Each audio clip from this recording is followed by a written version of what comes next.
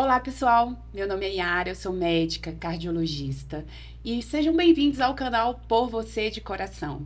Esse canal foi criado para te mostrar que você é protagonista da sua saúde. Muitas doenças são preveníveis e mesmo quando as doenças já estão instaladas, como você lida com isso será determinante para a sua qualidade de vida.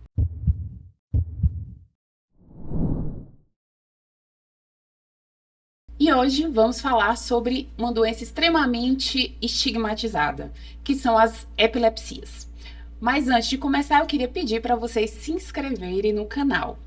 Para falar desse assunto, nós convidamos a doutora Micaela Aguiar, médica formada pela Faculdade Pernambucana de Saúde, neurologista e neurofisiologista formada pelo Instituto Hospital de Base do Distrito Federal, título de especialista em neurofisiologia pela Sociedade Brasileira de Neurofisiologia Clínica, coordenadora da neurologia do Grupo Santa Marta e neurologista do Grupo Santa. Seja bem-vinda, doutora. Muito obrigada. E esse assunto é extremamente estigmatizado, né, pelas pessoas. As epilepsias, popularmente conhecidas como crises convulsivas recorrentes. E para falar, vamos começar entendendo o seguinte: nem toda convulsão é uma epilepsia, mas toda epilepsia tem convulsão? Estou correta? Está correta. Aqui eu acho que é válido descrevermos que o paciente ele pode ter uma crise convulsiva na vida, um episódio único, isolado, até 3% da população mundial pode ter, e isso não voltar a recorrer.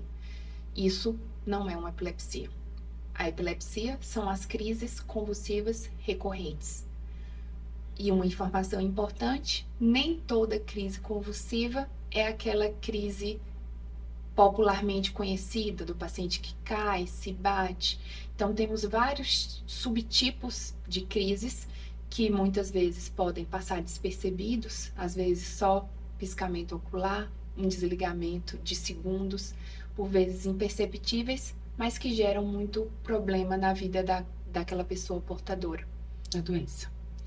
E quais são as causas? Existem causas para a doença, né, epilepsia? Porque, primeiro, acho que é importante falar assim, quais são as causas para aquelas pessoas que vão ter uma crise convulsiva na vida e nunca mais vão ter. E existem causas para epilepsia especificamente? Na verdade, assim, quando a pessoa tem aquela crise convulsiva e nunca mais vai ter, geralmente são fatores corrigíveis. Algum distúrbio de eletrólito, por exemplo, um sódio baixo, o paciente estava com diarreia, evoluiu com sódio baixo e acabou convulsionando por conta daquilo, uso abusivo de álcool, uso de drogas ilícitas, no caso das crianças, durante um pico febril, ali entre 2 e 3 anos ainda é aceitável, então pode ser que ocorra ali e não volte a ocorrer. Os outros tipos de epilepsia, nós temos basicamente 2 tipos, que são as epilepsias generalizadas genéticas, o nome já diz, são causas genéticas e geralmente abrem os sintomas na infância ou na adolescência. E temos as epilepsias focais, que são, no geral, por conta de alguma lesão no cérebro que o paciente tem. Muitas vezes, durante a investigação no consultório, nós não conseguimos encontrar a causa e isso é motivo de muita angústia para o paciente. Mas por que não encontramos a causa? Às vezes porque o colega que não é especialista na área não sabe investigar da forma adequada ou ainda porque os nossos exames são incapazes de mostrar. Então, às vezes temos uma ressonância, mas aquela qualidade de ressonância não consegue evidenciar uma lesão que o paciente possa ter. E outra informação importante é o eletroencefalograma, que é aquele aparelhinho que cola aqui os eletrodos na cabeça. Ele é feito por um período. Então, no geral, 20 minutos, 1 hora, e o nosso cérebro funciona por 24 horas. Então, pode ser que durante aquele exame não evidenciamos nenhuma alteração durante aquele período. Uhum. E existe uma possibilidade de eu evitar essa doença?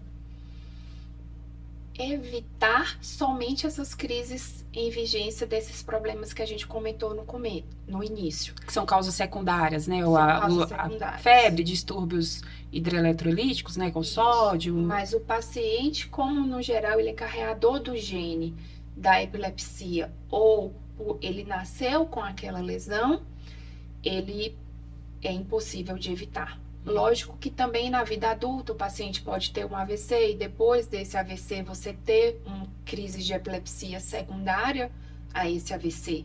Então, porque o AVC deixa uma cicatriz no cérebro. Então, essa cicatriz pode gerar as crises convulsivas. Como já referimos que 90% das causas do AVC são preveníveis, se você previne o AVC, você previne a epilepsia nesses pacientes. Exato.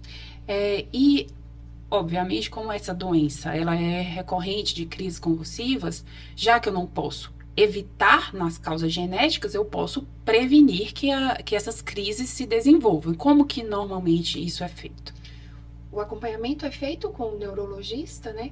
E normalmente lançamos mão de medicações anticonvulsivantes e que, como você bem falou no começo, é uma doença estigmatizada desde a Idade Média, né? Conhecida como o grande mal ou porque o paciente foi possuído por algum demônio, alguma coisa nesse sentido, e que hoje em dia sabemos que isso não é verdade. São pacientes que têm doenças crônicas que são tratáveis com medicação, na maioria das vezes.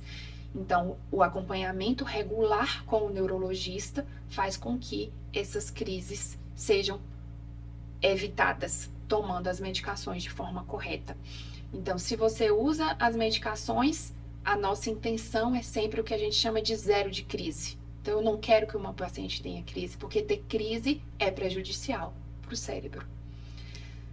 E no caso do tratamento dessas epilepsias, ele sempre vai incluir o medicamento? No geral, sempre vai incluir? No geral, os medicamentos sempre vão ser incluídos. E além dos medicamentos, existem as outras coisas, como, por exemplo, a atividade física, que é uma coisa que os pacientes com epilepsia têm até receio de fazer. Por isso que a gente estava falando estigmatizado, porque dá a impressão, ele tem medo de alguma coisa acontecer desencadeado pela atividade física. Exatamente, mas é justamente o contrário. Então, existe uma liga internacional de epilepsia que ela definiu sobre isso. Quais são as atividades físicas ideais para os pacientes portadores de epilepsia. Então, existem as atividades de baixo risco e as de alto risco. Então, baixo risco são aquelas atividades que você pode fazer caminhada, corrida, futebol, basquete, que são de esportes coletivos de pequeno impacto, né?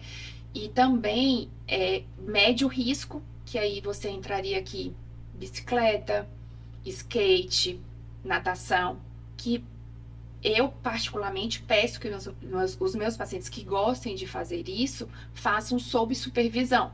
Porque caso aconteça alguma coisa, por exemplo, tu anda de bicicleta e tive uma queda devido a uma crise convulsiva, você tenha quem te ajudar naquele momento. Ou ter uma crise convulsiva durante uma natação. O paciente pode vir a ter um afogamento por conta disso. Então, se tem uma supervisão, o paciente está seguro ali, o que classificamos aqui dentro de um médio risco.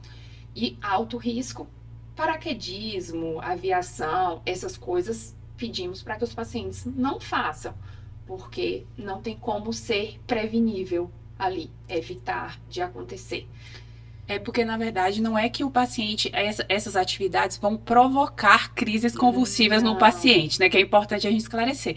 É porque essas atividades de médio e alto risco, elas podem ter consequências caso o paciente tenha uma crise fazendo pulando de paraquedas, por exemplo, ou nadando, né? Não, inclusive, a atividade física, ela reduz a incidência de crise e ela colabora, porque, no geral, como é uma doença estigmatizada, os pacientes vêm com alguns transtornos psiquiátricos associados, depressão, ansiedade, e a atividade física, por liberar serotonina, adrenalina, ela ajuda nisso também. Então, além de reduzir a frequência de crises convulsivas, ela ajuda nesses outros componentes que podem fazer parte do complexo da epilepsia. E tem uma informação que é muito importante também, é sobre direção. Sobre dirigir, que é uma outra dúvida que a maioria dos pacientes tem. Hoje seria até a minha próxima pergunta. Se quem tem epilepsia impede ele de realizar alguma atividade, né? Já entrando aí um pouquinho no que você vai falar. O que eu vou comentar agora é sobre isso. Então, a direção é uma coisa que gera muita dúvida. Ah, e se eu estiver dirigindo e tiver uma crise? Hoje nós temos uma lei do Detran. Então, o paciente que não tem crise convulsiva há 1 ano faz acompanhamento regular com o neurologista, com o uso da medicação, ele está apto para a direção. Então, assim, principalmente jovem, né? Paciente acabou de fazer 18 anos, deseja muito tirar a carteira. Então, esse paciente é um paciente que ele precisa aguardar 1 ano livre de crise, e aí ele vai até o Detran, pega um relatório que será preenchido pelo neurologista assistente sobre quando foi a última crise e as medicações que faz uso, para que o paciente se torne apto à direção. Por que 1 ano livre de crise? Porque a partir do momento que eu tenho 1 ano sem crise, eu reduzo muito a incidência de eu ter nova crise. Então, reduzo muito a chance de ter uma crise convulsiva durante a direção. Entendi. Tem mais alguma outra atividade, assim, que não é recomendado que a pessoa faça no seu dia a dia? Além dessas atividades que você citou a respeito de natação, sob supervisão, paraquedismo, ele pode fazer todas as atividades. Como toda doença crônica, ela exige Exatamente. tratamento, desde que bem tratada, desde que bem acompanhada. Que é diferente de algumas síndromes que são mais comuns na infância, que são as síndromes epiléticas, que vêm associado com, às vezes, algum declínio cognitivo, algum comprometimento nesse sentido. Mas as epilepsias, principalmente do adulto, adolescência e adulto, elas não vêm associadas a outras síndromes. Então, são epilepsias tratáveis. É uma doença crônica como qualquer outra. Então, é uma pessoa como qualquer outra. Um paciente hipertenso que precisa tomar remédio todo dia, o paciente com epilepsia, ele precisa tomar remédio todo dia para ter uma vida o mais normal possível. Exato. E como agir, né, caso, assim, tanto o paciente, né, que ele pode perceber, né, que ele vai vai ter uma crise, e as outras pessoas que estão ao redor no momento da crise? Sim. O paciente que é portador daquela epilepsia focal que eu comentei no começo, ele pode ter um aviso de crise, que a gente chama. Ele sente que ele vai passar mal. Então, esse paciente, ele consegue avisar. O paciente que tem a crise da epilepsia generalizada genética, por vezes ele não tem esse aviso de crise. Então, como ele não tem esse aviso, ele não consegue avisar.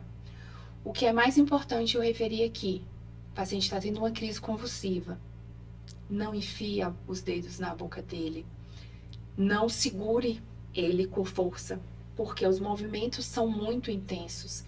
E quando a outra pessoa segura, ela machuca mais do que ela ajuda. Então, o paciente está tendo uma crise, de preferência, lateralize o paciente para o lado esquerdo, porque ele pode babar para que aquela salivação não seja aspirada, né? E ele possa ter uma insuficiência respiratória, ou até até uma parada respiratória. por conta disso. Então, lateralizou para o lado esquerdo, apoia a cabeça e aguarda a crise passar. Por vezes, os pacientes falam, mas dura muito. No geral, a crise dura de 1 a 3 minutos. Que é o esperado. Então, crises acima de 5 minutos, aí precisamos acionar o SAMU 192, porque esse paciente entrou numa coisa que chamamos de estado de mal epilético e ele precisa ser atendido no serviço hospitalar. E esses pacientes as que tiveram a crise acima de 5 minutos, vai ser chamada a emergência. Mas aqueles que duraram até 3 minutos e já são portadores dessa doença crônica, ele precisa ir a uma emergência? Não. Ele não precisa ir a uma emergência, a menos que tenha algum comprometimento novo, ou evoluiu depois daquela crise com sintoma de um déficit focal, perdeu o movimento de algum lado, é válido. Mas o paciente que é portador da epilepsia teve uma crise, evite ir ao hospital. Já sabe a causa daquilo. No geral, os principais escapes de crise são por uso indevido da medicação. Ou por o paciente deixou de usar a medicação. Vai marcar novamente com o médico que acompanha para regular e para reforçar o uso, né? Então, é isso. Como mensagens finais, eu queria falar aqui para vocês que nós precisamos parar de rotular os pacientes portadores de epilepsia, né, como estigmatizados. São portadores de uma doença crônica, como qualquer outra, que tem tratamento e eles podem viver de um estilo de vida mais normal possível. E caso você presencie alguém com crise convulsiva, tente ajudá-lo. Fazendo como? Lateraliza o paciente, deixa ele de lado, preferencialmente do lado esquerdo. Não coloque de forma nenhuma a boca, o dedo na boca, né, tentando segurá-lo. E aguarde a crise retornar, a crise acabar, né? É isso, queria pedir mais uma vez para vocês se inscreverem no canal, curtirem, compartilharem esse vídeo com pessoas que conheçam e agradecer por terem assistido até o final. Esse foi mais um Por Você de Coração.